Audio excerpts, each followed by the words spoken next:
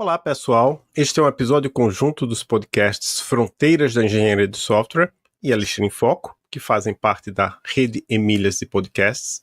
Eu estou aqui com Zoe Peçanha, do Elixir em Foco. Tudo bem, Zoe? Olá, alquimistas. Hoje tematizada, cabelo roxo, roupa roxa, e é isso. Joia. O Hermínio Torres, que também é do Elixir em Foco, não pôde participar hoje. E estou aqui também com Maria Cláudia Emer, que é do Fronteiras da Engenharia de Software, do Programa de Pós-Graduação em Computação Aplicada, coordenadora do Emílias Armação e Bits, do qual faz parte a rede Emílias de Podcasts. Tudo bem, Maria Cláudia? Tudo bem, Adolfo? Muito feliz aqui de estar presente também no podcast, né? Juntando aí o Elixir em Foco. Certo. A gente já tinha entrevistado pessoas de Elixir lá no Emílias Podcast, que é outro podcast da rede, mas você nunca participou de um episódio do Elixir em Foco. E eu começo dando as boas-vindas ao nosso entrevistado de hoje, José Valim. Tudo bem, Valim? Obrigado por ter aceito o nosso convite. Tudo ótimo. Obrigado por me ter aqui nos 2 podcasts.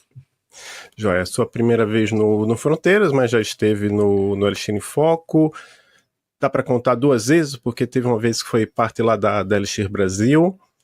E eu vou fazer uma rápida apresentação para o pessoal, principalmente para o pessoal do Fronteiras, que obviamente quem está escutando o Elixir em Foco e é da comunidade, quer dizer, a pessoa pode escutar sem ser da comunidade, que seria até bom para a gente, mas quem é da comunidade sabe quem é você, quem não souber vai descobrir agora. Então, José Valim é um engenheiro brasileiro formado pela USP, inclusive a gente foi até contemporâneo ali por um tempo, sem nunca ter se encontrado, com mestrado pelo Instituto Politécnico de Turim, é fundador e Chief Adoption Officer da Dashbit, empresa que contribui para o ecossistema de Elixir, tem uns serviços aí de consultoria para as empresas que usam Elixir em produção, e patrocina a Erlang Ecosystem Foundation. Eu acho importante falar isso porque nós, o Elixir em Foco, somos patrocinados pela Elixir Ecosystem Foundation. Elixir não, Erlang Ecosystem Foundation, desculpa, troquei aí.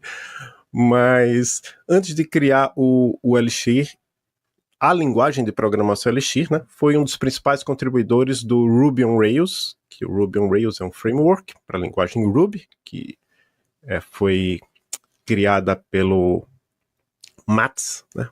Qual é o sobrenome do Mats mesmo? Yukihiro Matsumoto.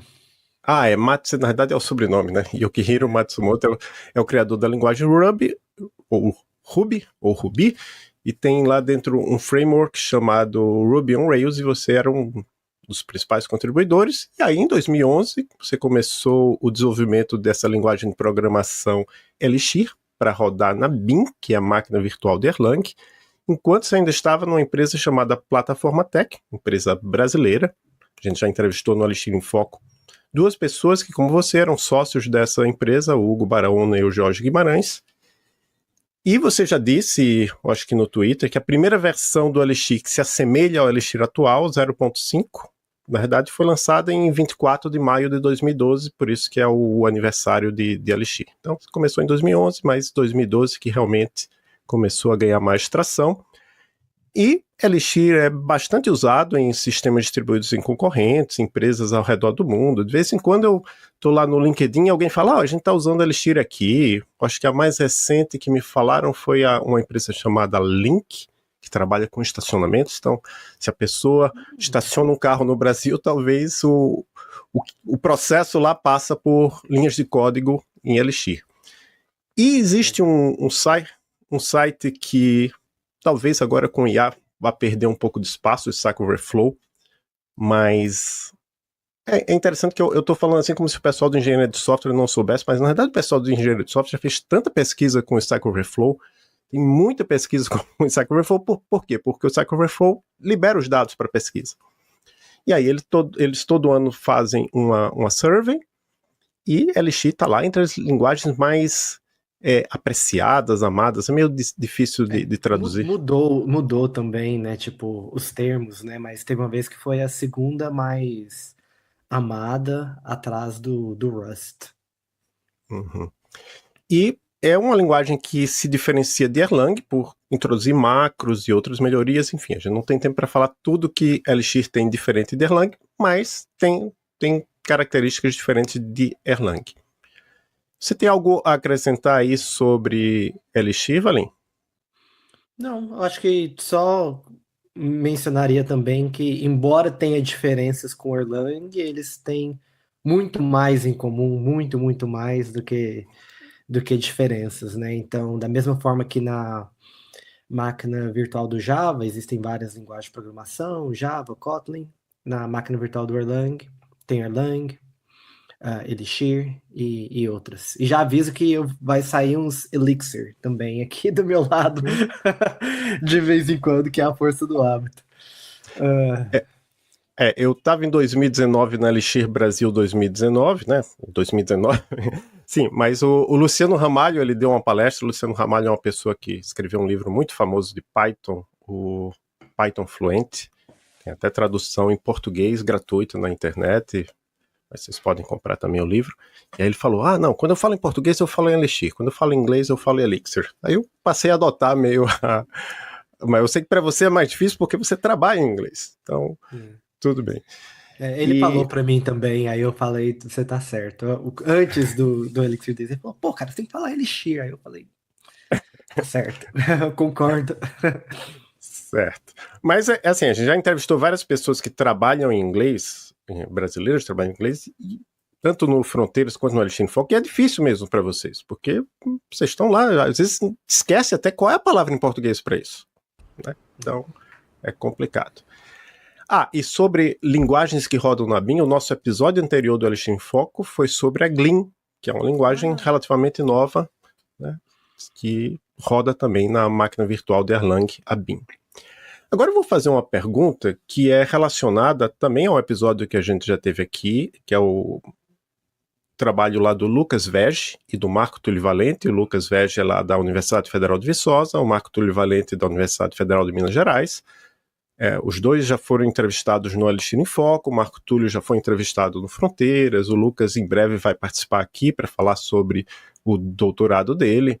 Ele acabou de concluir o doutorado. Então, vou contextualizar, porque tem um pouco a ver com o próprio podcast. Em 2020, a gente entrevistou o professor Marcelo Maia, que é um professor que conhece muito de Code Smells, ela é da Universidade Federal de Uberlândia. Então, na ocasião, a gente estava na entrevista, ele estava falando sobre Code Smells e eu perguntei para ele sobre a existência de pesquisas relacionadas a Code Smells em linguagens de programação funcionais, pois a maioria dos estudos que ele estava mencionando focava em linguagens orientadas a objetos. E aí o interessante é que a resposta dele acabou chegando lá no Lucas Vege e foi um dos fatores que influenciou ele escolher o tema de doutorado dele, que foi inicialmente Code Smells em Elixir. Eles realizaram uma revisão multivocal, eles saíram pesquisando não artigos científicos, mas sim blog posts, vídeos, etc., slides de palestras sobre Code Smells em Elixir. O que é que as pessoas da comunidade de Elixir falavam sobre Code Smells?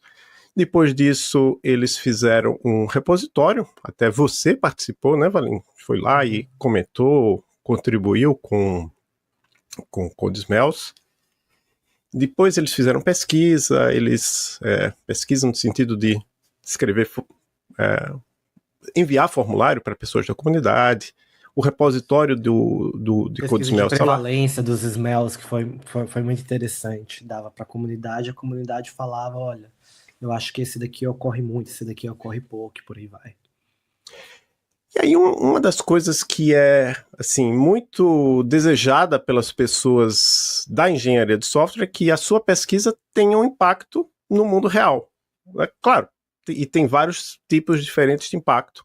E nesse caso aqui, vocês lá do core team, da equipe principal de pessoas que cuidam da linguagem Elixir, resolveram criar uma página de antipadrões na documentação de Elixir e citaram esse trabalho do Lucas e do Marco. Você pode contar um pouco como é que surgiu essa ideia lá de criar essa página? Eu não sei se tenho muito a adicionar. Foi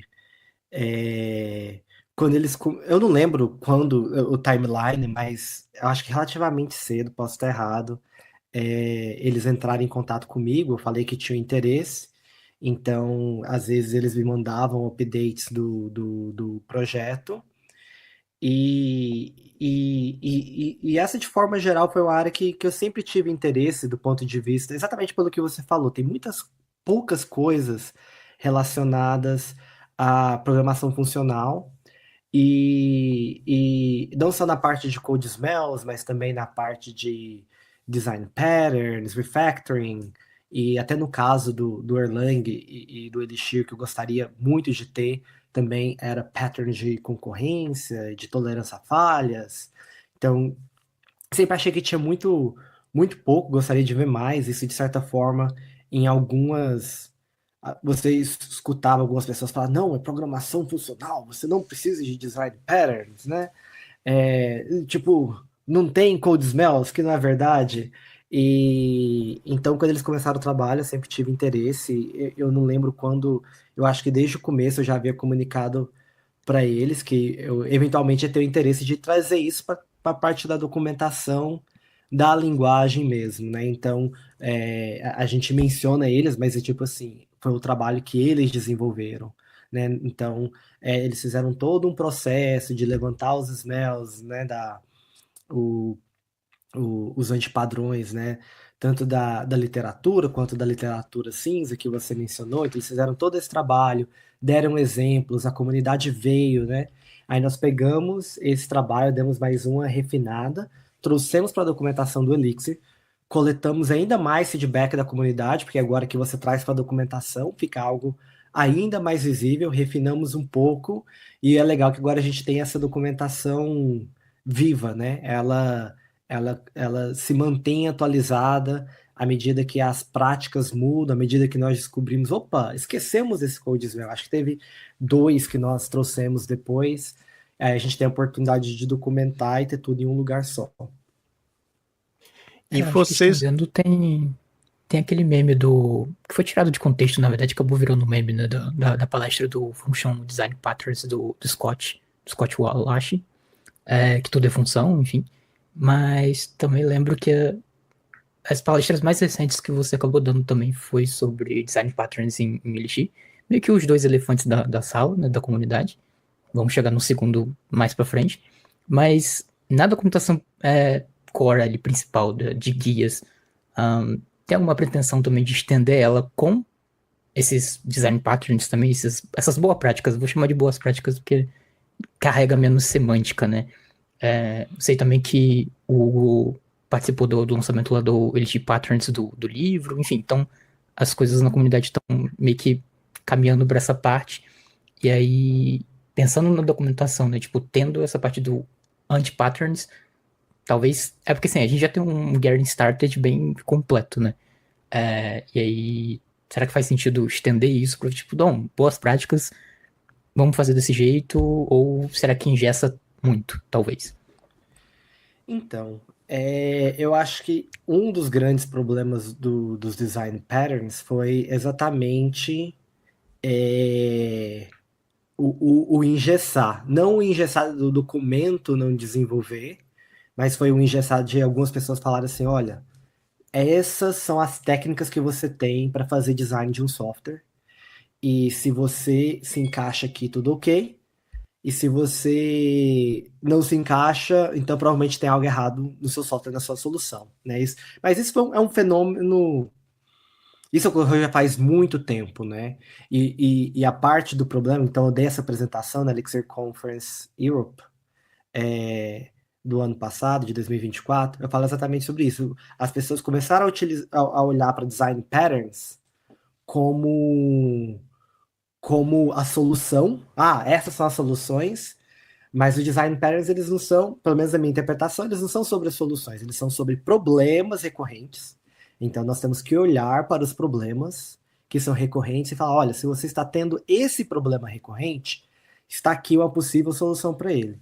Que para mim é muito mais interessante, porque se você pega os design patterns de uma linguagem orientada a objetos, eles não vão traduzir para uma linguagem funcional, provavelmente, mas talvez os problemas traduzem, né? E aí uma discussão muito mais interessante de se ter, E aí, se a gente começa a falar sobre isso, já começa, as pessoas já começam imediatamente a pensar, não, é verdade, tem isso aqui que, que, que tipo, toda aplicação eu tenho que fazer algo desse tipo para resolver tal tipo de problema, né? Ou então coisas relacionadas à concorrência. Então, um exemplo bem simples, né? Como que você faz? Eu acho que, inclusive, é a minha pergunta com mais votos positivos no Stack Overflow, que é como que você faz um trabalho periódico no, no Elixir. E, tipo, a solução é uma solução pequena. Você sei lá, 15, 20 linhas de código. Entendeu? Mas é tipo, na hora que você tá aprendendo, e na hora que você olha, você fala, pô, é claro, é óbvio, né? Mas se você tá aprendendo essa obviedade, se isso for uma palavra, tipo, não tá lá, né? Então, é... Então, respondendo a pergunta de forma mais direta, tipo, é uma área que eu tenho interesse, eu acho que tem trabalho que dá para ser feito do ponto de vista de design patterns, concurrency patterns, fault tolerance patterns.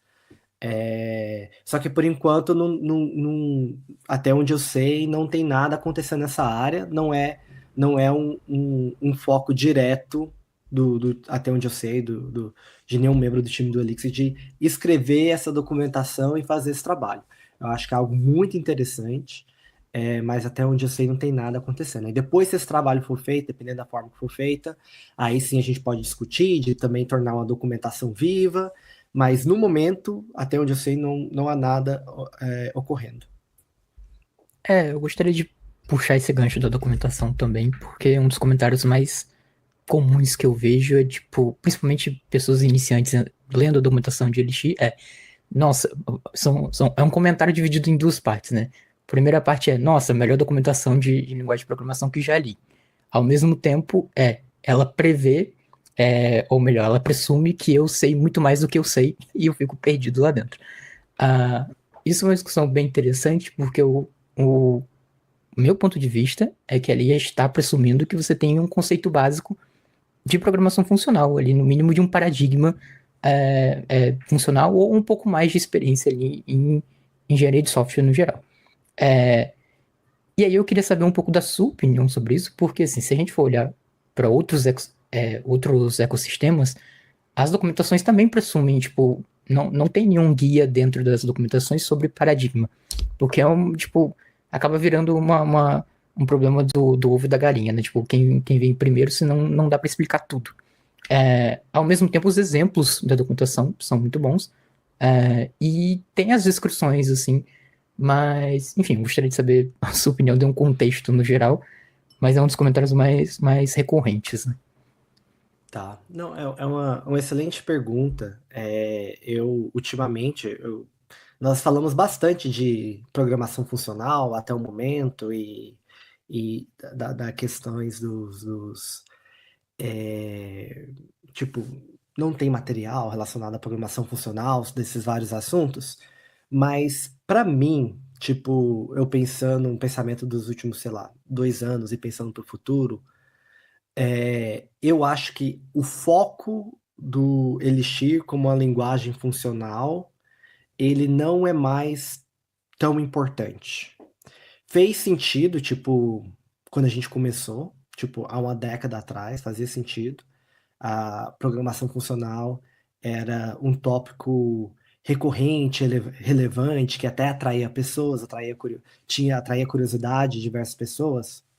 Mas se você olha, por exemplo, Go não é uma linguagem orientada a objetos, mas também não é uma linguagem funcional, né? Rust se encaixa nesse mesmo lugar. Então, então para mim, as medidas que as coisas estão mudando, estão evoluindo, né? Essa questão de colocar um rótulo, né? De falar, a gente está dentro desse paradigma, ele se tornou menos importante, né? E se você pensa, tipo assim, se compara o Elixir e o Erlang com as outras linguagens funcionais, eles são meio que distantes, tipo, até por questão do ponto de vista de tipagem e outros aspectos, até a questão de sintaxe acho que principalmente linguagens funcionais que vem da linguagem de programação ML e toda aquela descendência, Miranda e por aí vai, né? Nós estamos Sim. relativamente distantes. A maior herança, por exemplo, do Erlang vem do Prolog, né, em termos de sintaxe. Então, para mim, agora colocando esse contexto e respondendo sua pergunta, eu acho que o foco não deve ser no paradigma, mas em como nós vamos modelar, resolver problemas, que essa que é a parte importante, né? Então, tipo, como que a gente vai... eu não tenho objetos. O que que isso significa? Eu tenho módulos e dados e data structures. Como que isso afeta a forma que eu vou escrever e modelar o programa e partir mais desse princípio. Em vez de falar, a gente se encaixa nisso daqui, a gente se encaixa nisso daqui. Até porque tem um outro lado relacionado a tudo isso, que se você pega, tipo, as features da linguagem, e features funcionais, que elas, de forma histórica, foram consideradas features de linguagens funcionais, elas existem na grande maioria das linguagens mainstreams, né? Tipo, Java pegou Lambda de forma relativamente recente. Aí agora eles estão, eu não lembro se o nome é Record, ou Data Values ou algo parecido, que eles estão Tem. introduzindo tipo data structures que são imutáveis por default. Então, os conceitos, eles estão bem distribuídos, né? E aí vai naquela discussão, o que que é ser uma linguagem funcional e o que que não é, que diferentes pessoas vão ter diferentes respostas, né? Mas para mim o importante que a gente precisa falar é falar sobre a modelagem, né? Como que você pensa em resolver um problema e modelar aquele problema em Elixir e a parte da imutabilidade, que eu prefiro, então, tipo, eu prefiro focar mais em imutabilidade do que ser funcional, porque a imutabilidade ela é essencial para software que você escreve em Elixir e Erlang, porque é a imutabilidade que te traz tolerância a falhas, é a imutabilidade que te traz software concorrente e software distribuído. Então, para mim, essa é a propriedade principal, tipo, disparado. Esse seria o ponto principal. Tem aquele artigo também, não vou lembrar o ano, mas que foi publicado na Dashbit por você, tipo, Elixir e Erlang para além do funcional, que cai bem, resume bem o que a gente está falando. Sobre features também, algumas outras linguagens estão começando a implementar concorrência estruturada, que eles estão chamando, eu acho que é em cima de threads verdes. Só me vem o artigo lá de você construir um Erlang, mas, enfim, eu acho interessante. E aí eu me perdi no que eu ia falar, mas vou só complementar isso mesmo, vou fechar por aqui. Tranquilo, até lembrar de colocar na descrição esse do Você Construiu o Erlang, na verdade é uma série, né, de Você Construiu tal coisa, Sim. né, são uns blog posts dizendo, se você fizer isso, na verdade você está construindo aquilo que alguém já fez, e aí tem esse do Você Construiu um Erlang. E aí eu só queria lembrar, Valim, que o projeto do Marco Túlio e do Lucas foi financiado, pelo menos parcialmente, pelo Pesquise com Elixir, que também financiou o Honey Potion, né, que foi tema de um episódio aqui, e acaba de ter um artigo publicado numa conferência que eu particularmente não sabia que era tão importante, CGO, até Code Generation and Optimization. Enfim, como é que surgiu essa ideia de criar o Pesquise com Elixir? Como é que está o status? Vocês estão esperando empresas para ajudar mais a patrocinar novas bolsas? Porque a ideia era, vamos dar bolsas para alunos de mestrado e doutorado que queiram fazer pesquisa com Elixir. Como é que está esse projeto? Isso foi um projeto só que o projeto ele chegou à sua conclusão. Nós começamos o projeto em um momento em que não sei se a situação melhorou desde então, mas era um momento em que estava faltando estrutura e financiamento dentro das universidades e para alunos. E a minha formação bom, eu vim de universidade pública, né? Então eu vi aquilo como uma oportunidade de poder apoiar, de dar um pouco de volta o que ajudou na minha formação, basicamente, né? Então, essa foi a ideia do projeto. Nós tivemos, eu imagino que o site ainda está no ar, então nós tivemos empresas parceiras que também ajudaram com bolsas, e é isso, mas no momento atual, eu creio que não tem nenhuma iniciativa acontecendo no momento.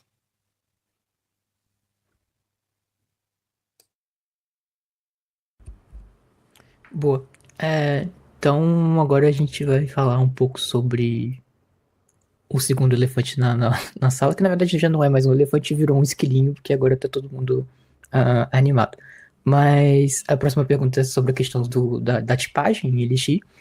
Ele tinha uma linguagem dinamicamente tipada, assim como o Erlang também, mas de alguns anos para cá, você e outras pessoas começaram a trabalhar num sistema de tipo baseado em conjunto, o Set Theoretic Types, e esse trabalho chegou a ser publicado em um artigo em The Art, Science and Engineering of Programming, detalhando as ideias por trás do projeto desse sistema de tipos para Elixir.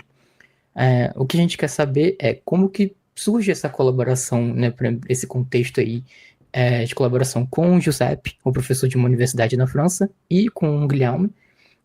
Se não me engano, o Giuseppe é italiano, o Guilherme é francês e doutorando, com uma bolsa patrocinada pela Remote, que também é uma das empresas que usa Elixir em produção. Então, como que essa colaboração começou? Onde vocês se encontraram? Foram tomar uma cerveja num bar e começaram a falar sobre tipos, mas exatamente de onde vem esse contexto, né? Tá. Aconteceu que eu imagino que foram, não lembro se eram os estudantes ou os professores, mas duas pessoas da Universidade do Uruguai porque sempre já estava meio que na comunidade que, tipo assim, olha, tipo, a gente quer mais garantias em termos de software, talvez o sistema de tipagem pode ajudar o Elixir. Então já estava essa pergunta, e já era tipo, eu falei, né, que era o elefante, né, se a gente fosse falar sobre o futuro do Elixir, a gente tem que falar sobre esse elefante que é tipagem. E eu, inclusive, tinha até tentado tipagem em 2018 ou 2019,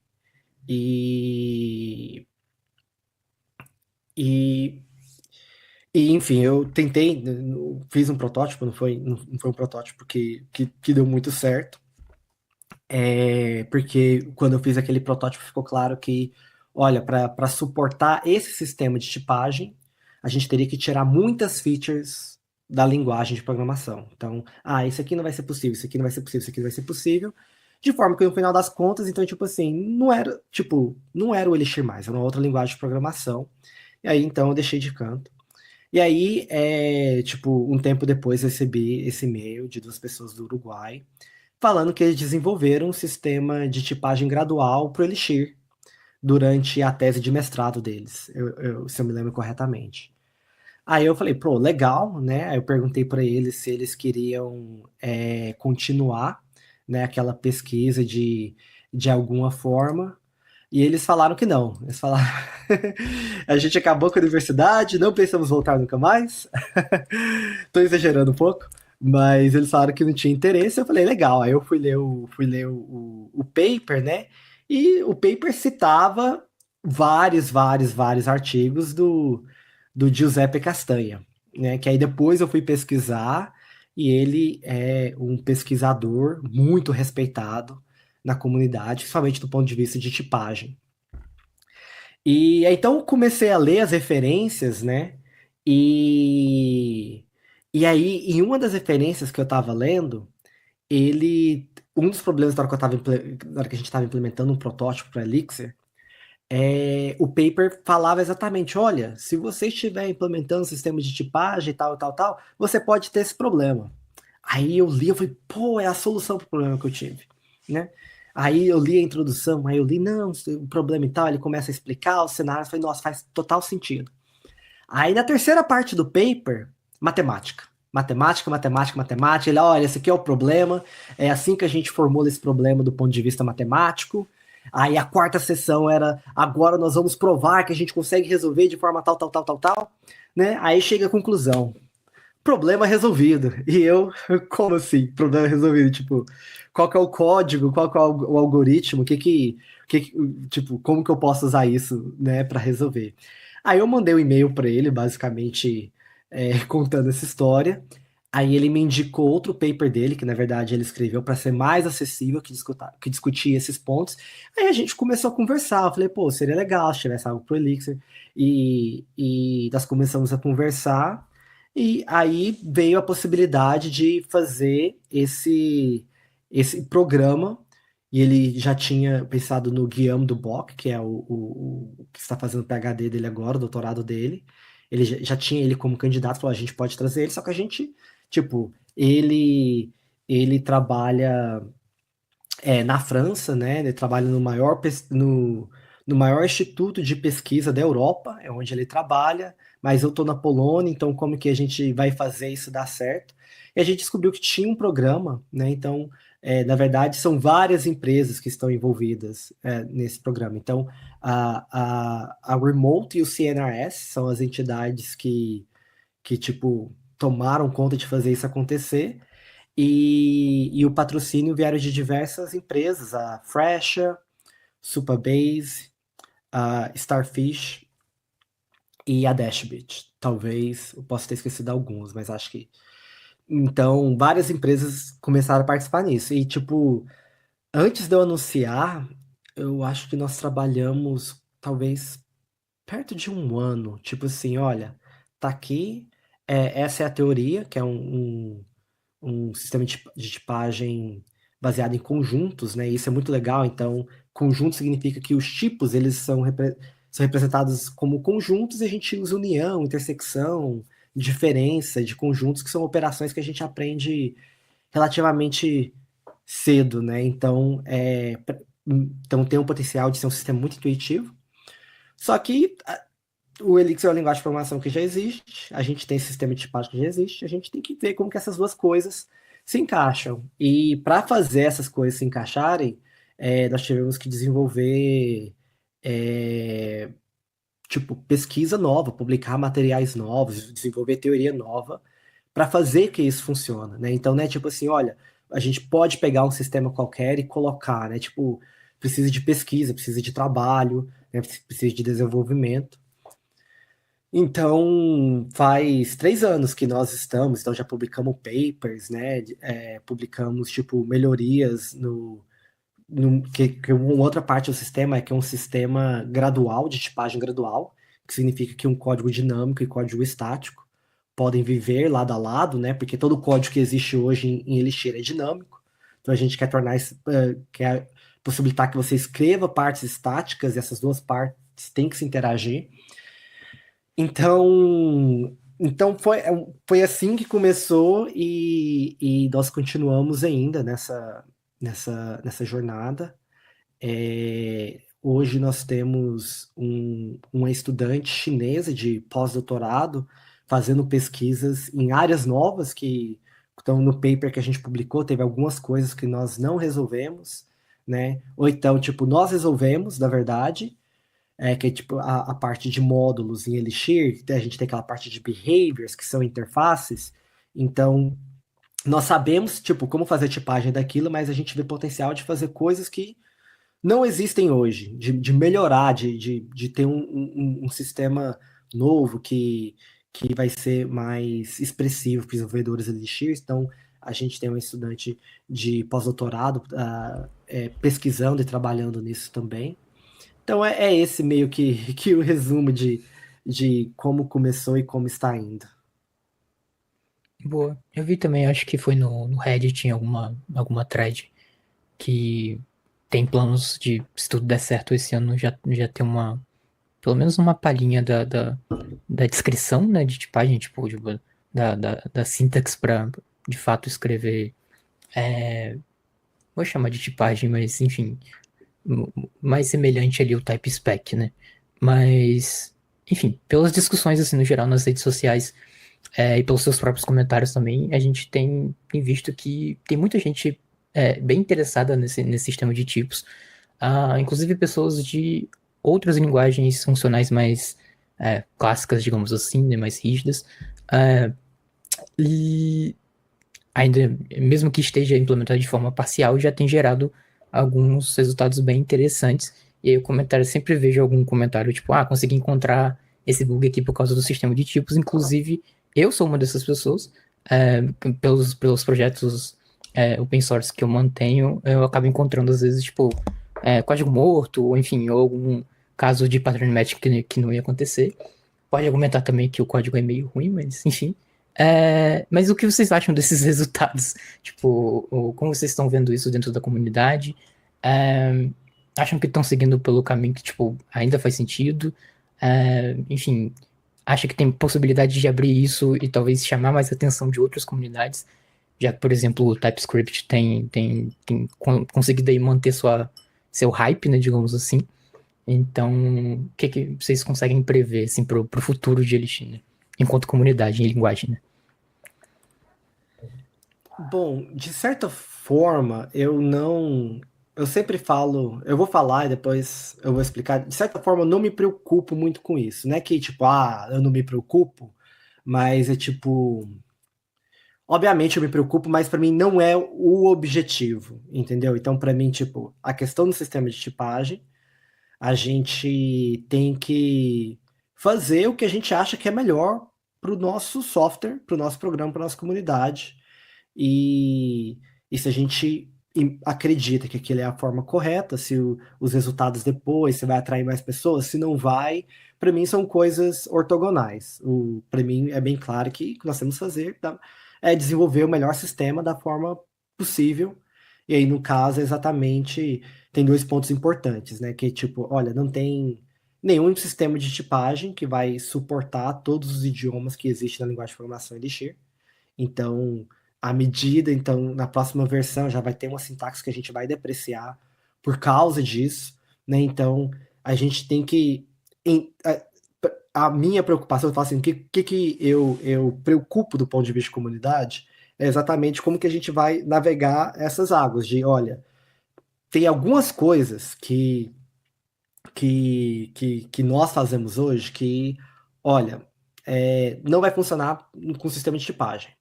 Às vezes são ideias boas que simplesmente não funcionam, porque não é possível o sistema de tipagem suportar tudo que a gente faz.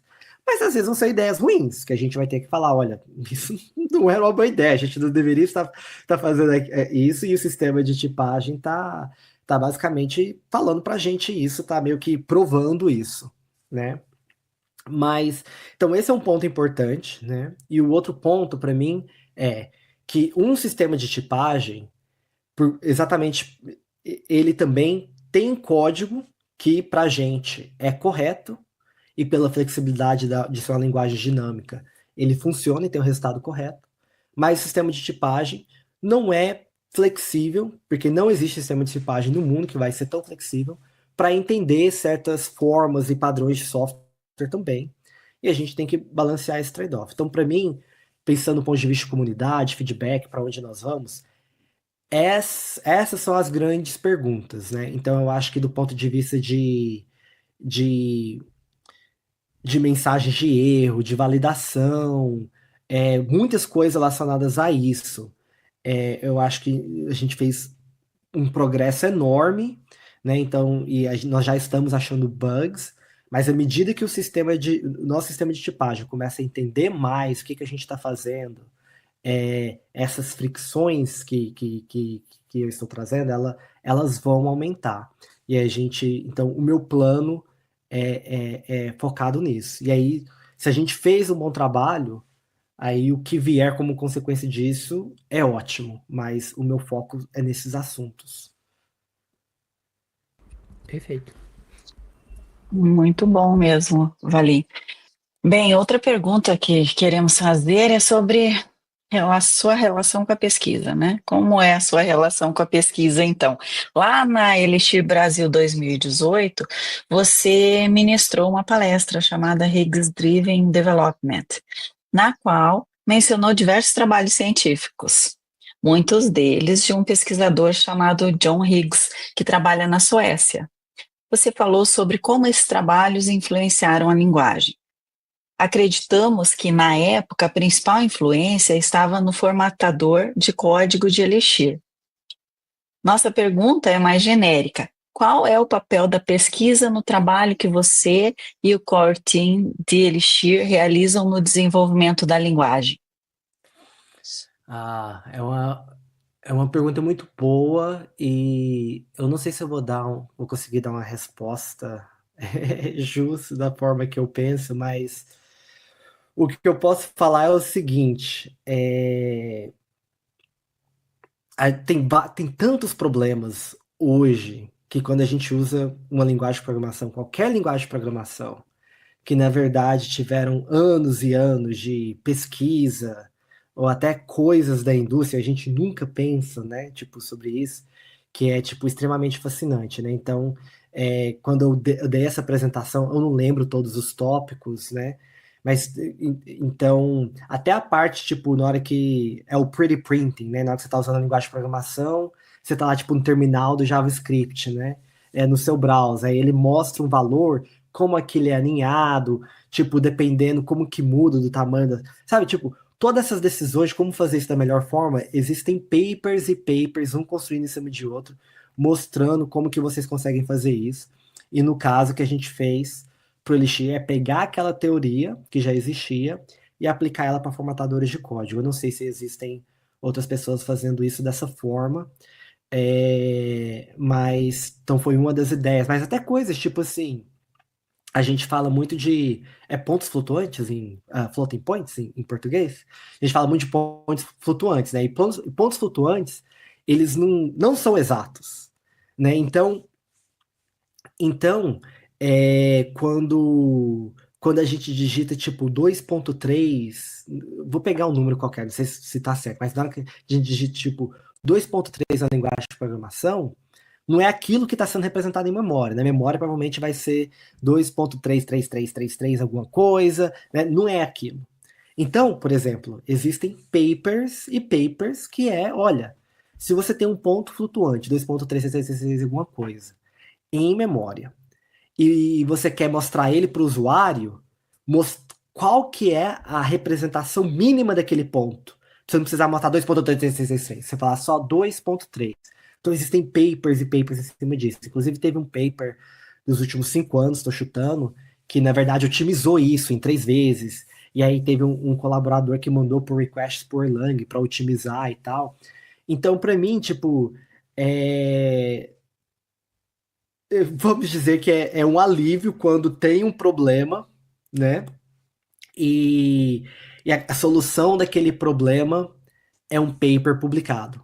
Porque, tipo, vai ter um processo naquele paper documentando, documentando o problema, por que ele foi resolvido, da forma que ele foi resolvido, né? E aí provavelmente vão ter papers que vêm depois que eu posso ler. Então, para mim, tipo assim, é um alívio toda vez que isso acontece. Nossa, alguém abriu tal coisa, vai, putz. Aí deixa eu ver se já tem algo com um certo rigor aqui, que vai ajudar bastante, né?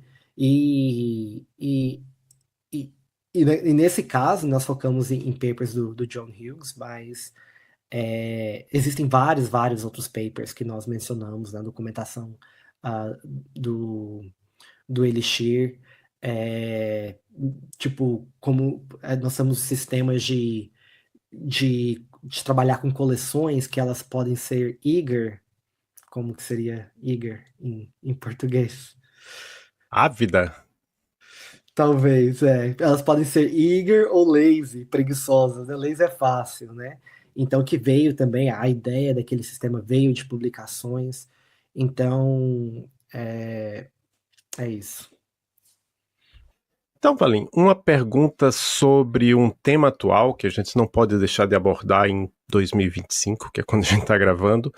Muitos desenvolvedores e desenvolvedoras estão preocupados com o futuro do mercado de trabalho e se ainda haverá empregos para profissionais da área.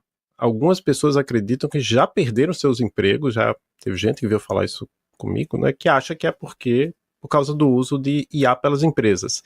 Como é que você vê o posicionamento da linguagem Elixir em relação a isso? Será que ela oferece ferramentas que facilitam o uso desses modelos ou facilitam a geração de código em Elixir? Especialmente os abertos, né? Porque nem todo mundo tem verba para pagar os modelos pagos. Será que a integração que vocês fazem lá no Emacs com APIs de modelos pagos, quer dizer, eu acho que é feito no Emacs, né?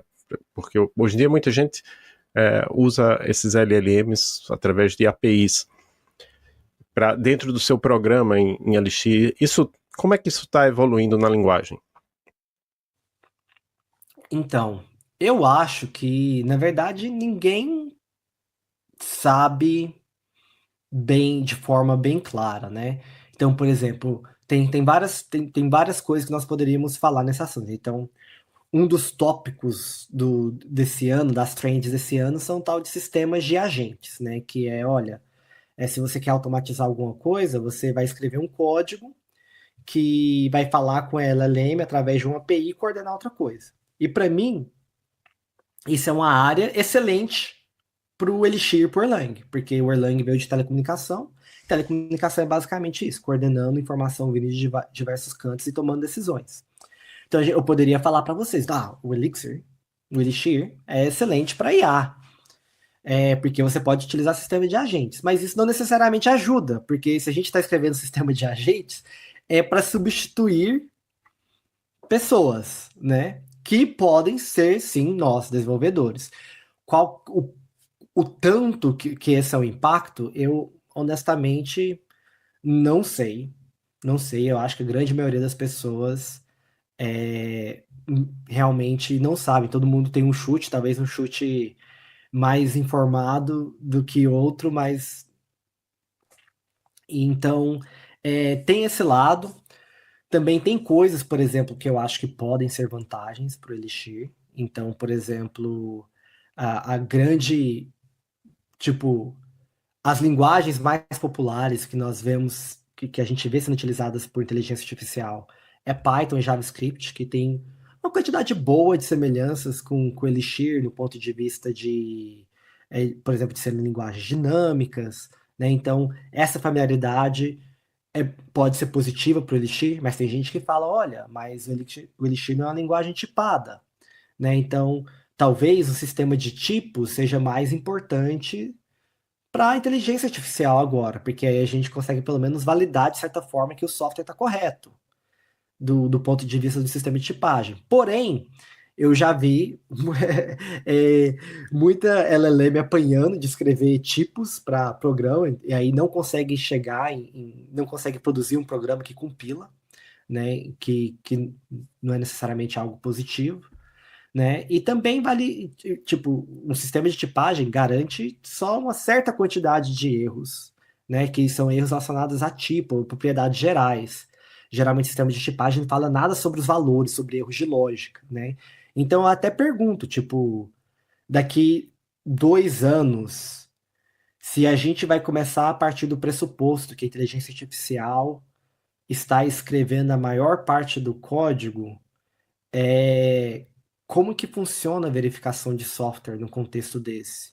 A gente vai deixar a inteligência artificial também garantir que o software está correto? Esse é o próprio sistema de checks and balances? Ou nós temos que desenvolver técnicas novas, né, para garantir que o sistema realmente está funcionando da forma que a gente espera, que a gente precisa, né? Então, para mim, tipo, eu na minha opinião, eu tenho do meu ponto de vista, eu tenho mais perguntas do que respostas, né? Outra coisa que eu escuto bastante, né, conversando com pesquisadores e de pessoas que estão nessa área, perto de você, olha, o que eu posso fazer para uma linguagem de programação ser melhor para a LLM? Eles falam, não se preocupe com isso. Tipo,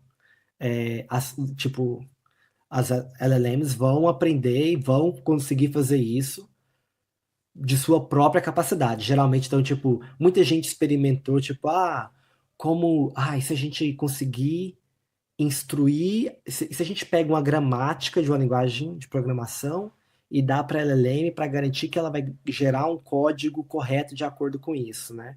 e o pessoal, tipo, fala, tipo, não preocupa com isso. Vão aprender por conta própria e fazer isso por conta própria, né? Então, para mim, tipo, eu ainda acho que existe espaço de ensinar uma LLM mais sobre as linguagens de programação, mas, tipo, igual eu falei, eu tenho mais perguntas do que respostas. Antes de passar para a pergunta da Zoe, dizer que a Erlang Ecosystem Foundation está investindo nisso, no caso de a gente tem dois, acho que tem mais de dois, é o Lee Barney, professor Lee Barney, que está sendo responsável por isso, tem uns 4 chat GPTs personalizados, né, que você dá uma base para ele e ele busca primeiro naquela base antes de buscar no chat GPT geral, para você aprender Elixir e Erlang. Legal. Dito isso, só queria dizer que o Gepeto alucina muito com Elixir. Ele gera umas coisas muito bizarras com a syntax, às vezes é engraçado. Mas, enfim, às vezes ajuda pra gerar massa de teste.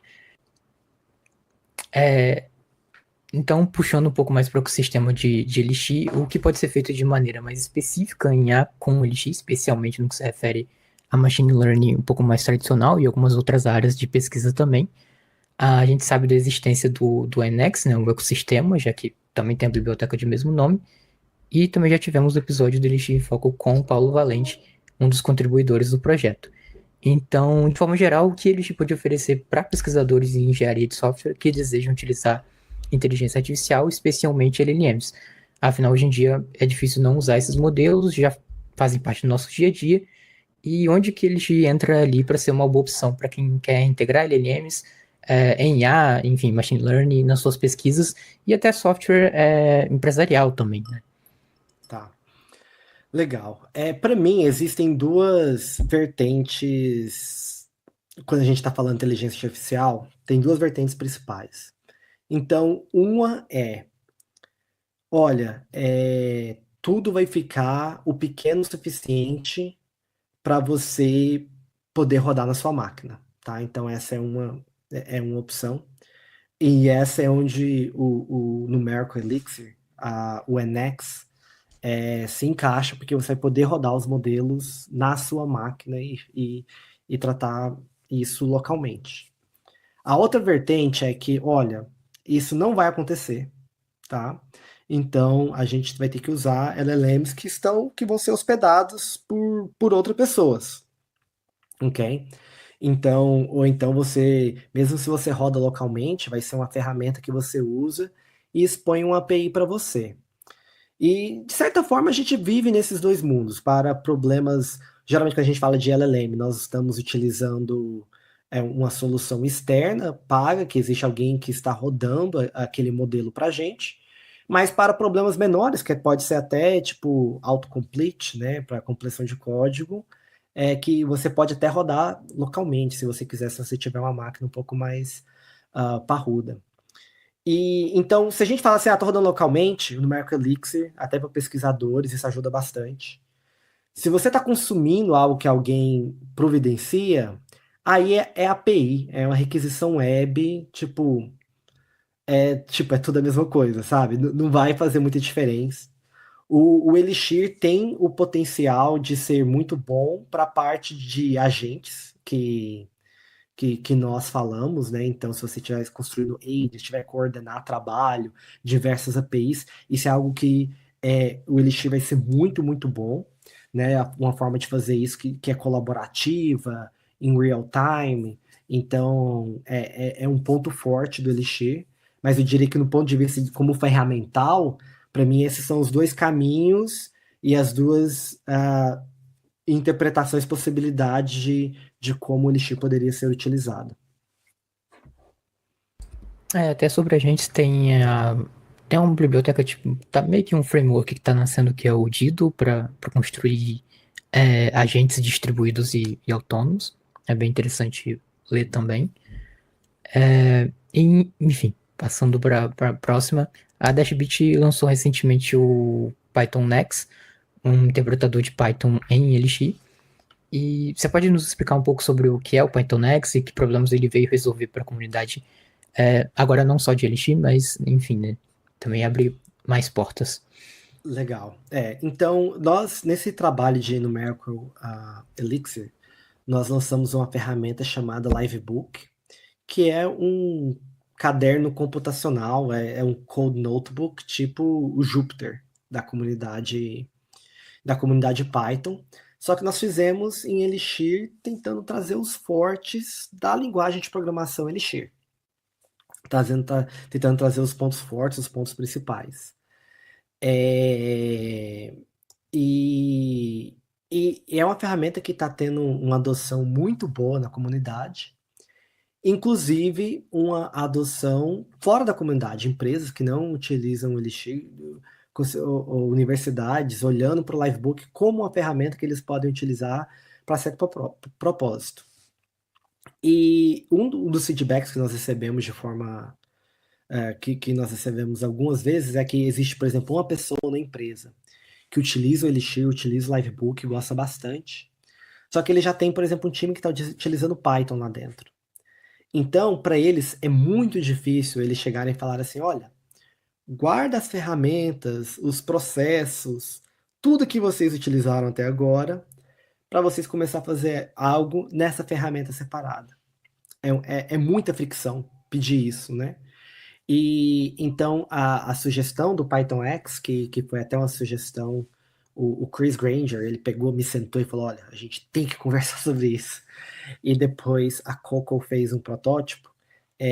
O ponto de vista principal é esse, a gente está pegando o interpretador do Python, que foi feito para ser embedded, então a gente pegou o interpretador do Python e está embedando ele dentro da máquina virtual do Erlang. E o legal disso agora é que, tipo, a gente consegue, os dois vivem no mesmo espaço de memória. Então a gente consegue passar a informação de um para o outro sem copiar nada, né? Se for necessário. A gente passa a informação direta de um para o outro. Então e aí você consegue trazer, né? Trazer um programa em Python, inclusive com as dependências e outras coisas que foram necessárias. Tá? Você consegue trazer tudo isso.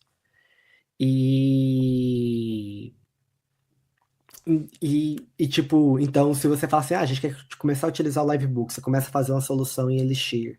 E aí você fala, putz, mas espera aí, eu preciso agora dessa ferramenta que a gente já desenvolveu internamente, uma ferramenta Python que não existe em Elixir, e a gente quer utilizar isso agora,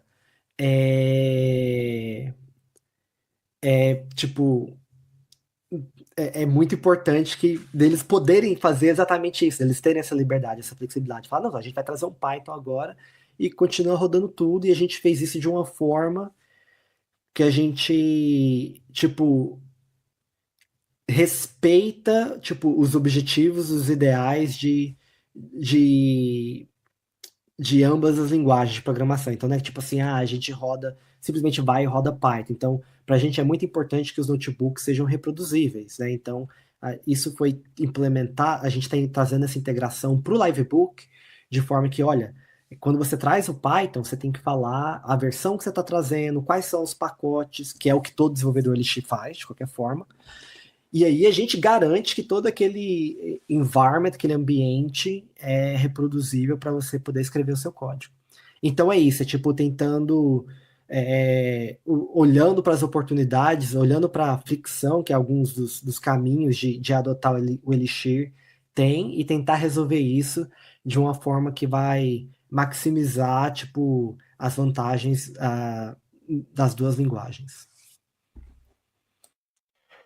Então, agora eu vou fazer uma pergunta que foi enviada para nós pelo ouvinte, já foi entrevistado, é colaborador do Elixir in Foco, o Adriano Santos, que é um dos criadores do projeto Spawn.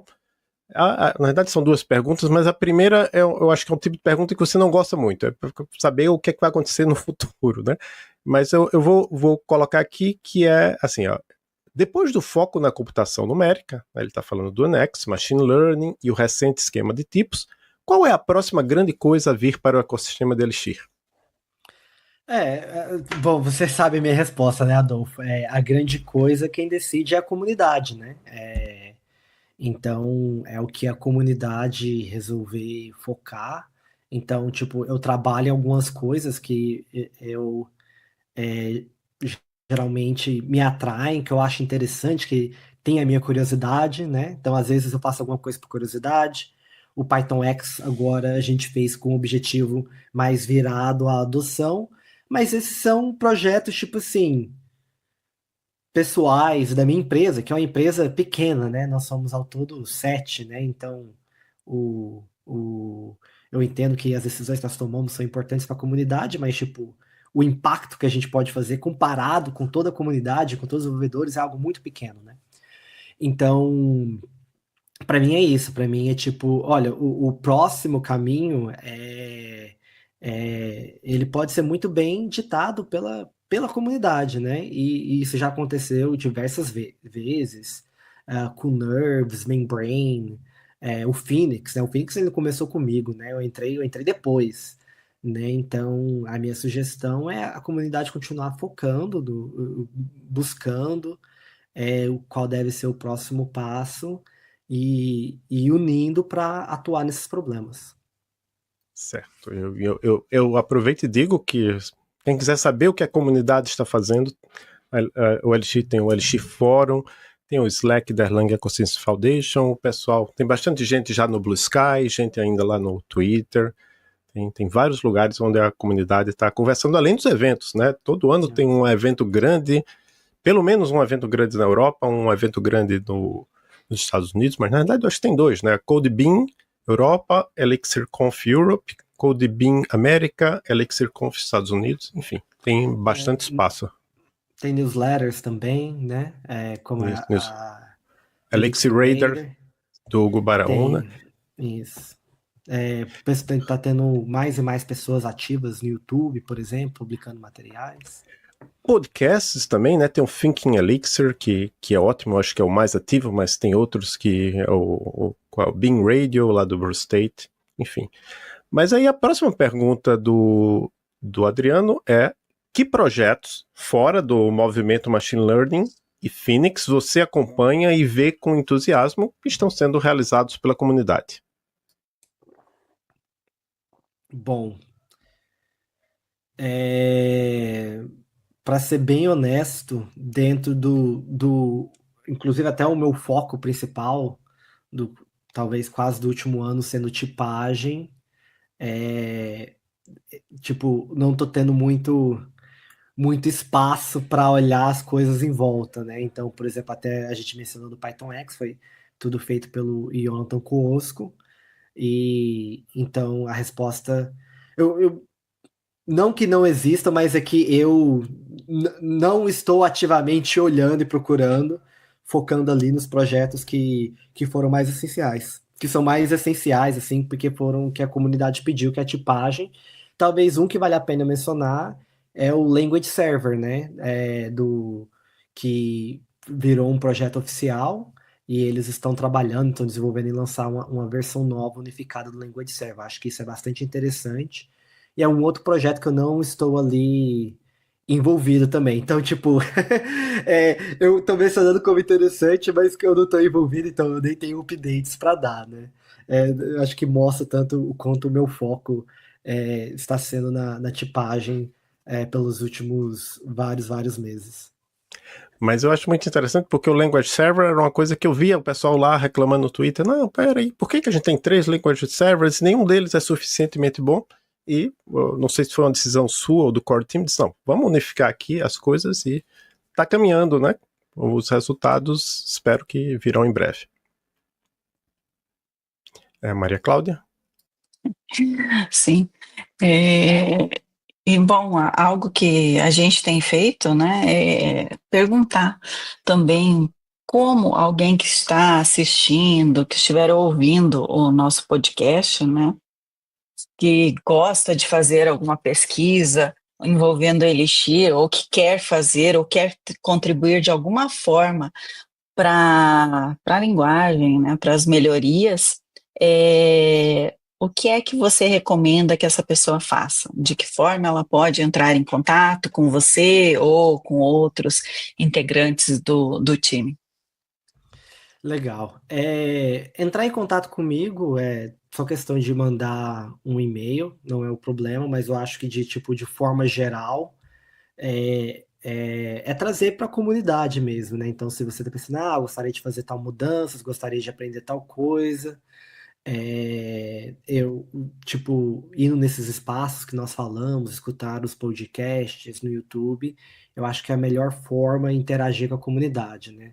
Eu falo brincando, às vezes o pessoal pergunta, qual que é a melhor forma pessoal pergunta, a melhor forma de aprender Elixir, né? E eu falo, olha, eu sou possivelmente a pior pessoa para responder essa pergunta, né? Porque não só eu não tive o processo de aprendizado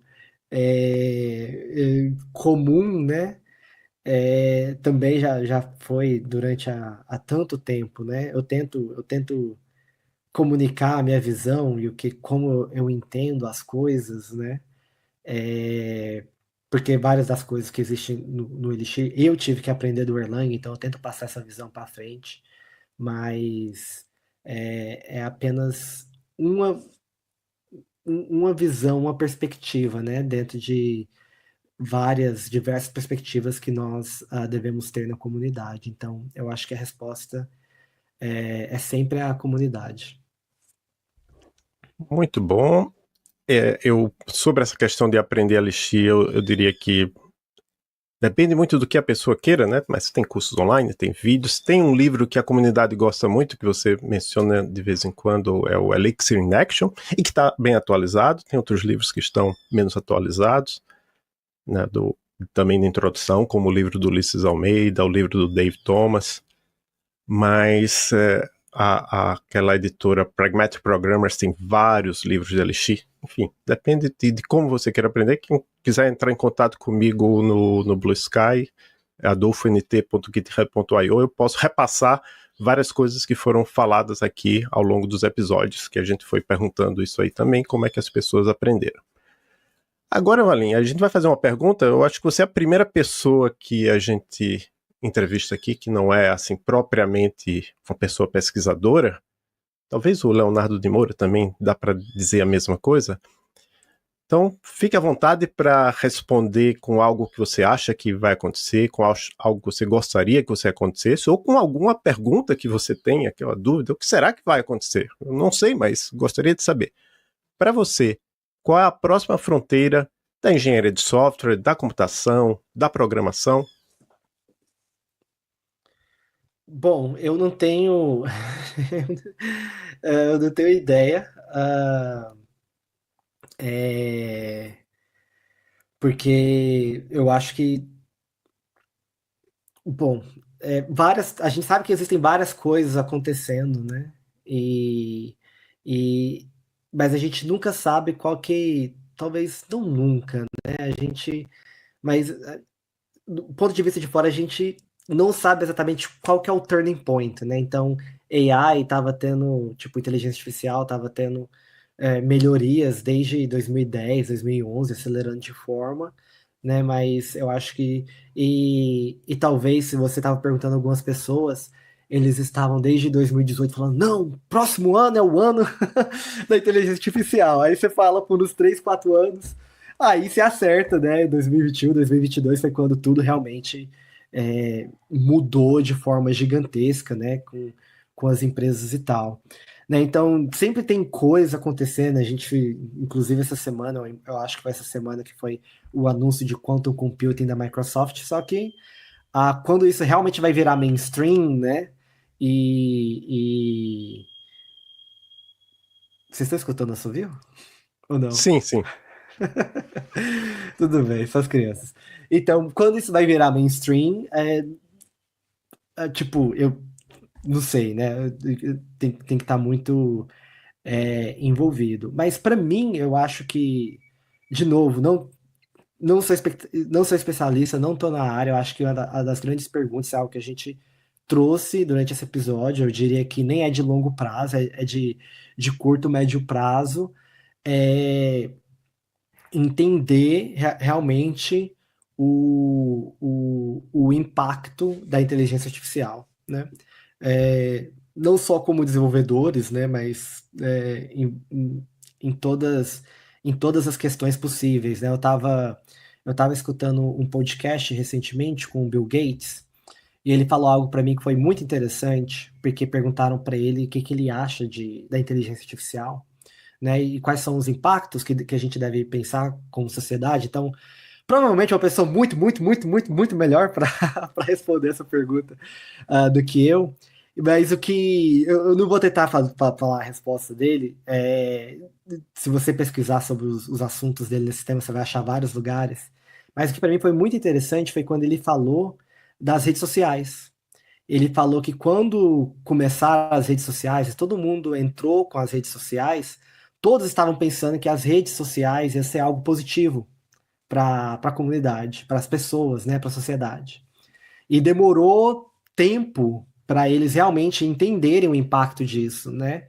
E ele falou que era tipo uma das regrets, como que Arrependimentos? Isso, obrigado. Arrependimentos deles de não ter entendido isso, né? E eu imagino que ele até fala isso, né? Que a AI, então, um dos motivos que ele quer ser mais proativo é para não deixar isso acontecer. Então, para mim, tipo, curto, médio prazo, a gente tem toda a questão de como resolver como uma sociedade, mas eu acho também como resolver isso como desenvolvedores, né? E do ponto de vista de software, né? Tipo, vai.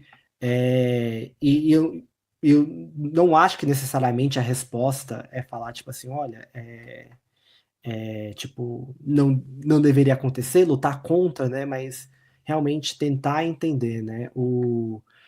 Teve alguém, eu não lembro quem que falou isso para mim, eu acho que foi até o Chris McCord, que ele falou que a gente tá, tipo, ele acha que a gente tá em uma meio que transição, tipo punch card, né? Que antes a gente programava com punch card, né?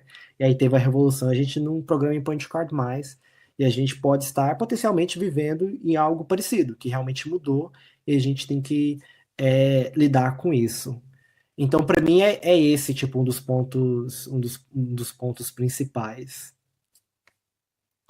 Já não é uma resposta simples e eu diria que a gente vai ter esse ano um Congresso Brasileiro de Software em Recife, quem sabe algumas pessoas terão respostas, além de outros eventos de engenharia de software. Posso dizer que a comunidade de engenharia de software está muito preocupada com essa questão, está tentando pesquisar, mas também tem suas limitações de não ser capaz de prever o futuro. E antes de passar a palavra para você se despedir dos nossos ouvintes, eu só queria lembrar para quem estiver escutando que a gente já teve aqui, agora com você, a gente completa os três brasileiros que criaram linguagens de programação que são usadas no mundo todo, né? A gente entrevistou primeiro o Leonardo de Moura, criador da linguagem Lean, que tem um impacto muito diferente da Elixir. Ela tem bastante impacto, mas é bem diferente, né? O pessoal da matemática é muito que ama, que adora e que sai na Nature, sai nos sites dos matemáticos, mas que também está investindo agora em tentar trazer mais para os programadores. O professor Roberto Jarusalinski, que criou junto com Luiz Henrique de Figueiredo e Valdemar Selles em 93, né? Então vai fazer 32 anos a linguagem Lua.